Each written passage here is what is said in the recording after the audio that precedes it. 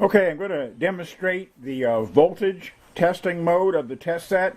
This is used like to test 480 volt and 240 volt under voltage devices, higher than would be you'll be able to test with a relay test set normally. So I'll do is I'll select the 300 volt range. Both voltage ranges are identical except for the tap on the transformer. This function, the 24 volt and the 300 and the 600, rated at 100 volt amps. So the current on each scale has to be monitored down here, and not 100 volt amps not exceeded. And the 100 volt amps is, of course, based on the winding tap, 300 or 600 or 24.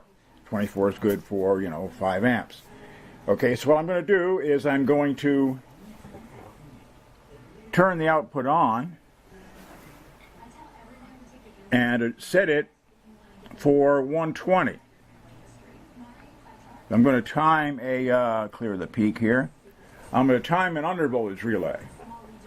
When I initiate it, it will reset the timer, turn the output off, and start the timer. So let me hit initiate.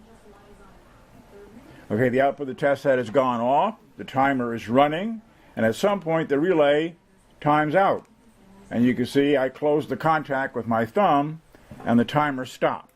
There's no loss of voltage or loss of current or anything that stops the timer. The only thing that stops the timer on the voltage modes is the timer stop contact. If I want, I can time a overvoltage relay that's normally closed. I've closed the contact. I'll press initiate. Okay, it's timing now.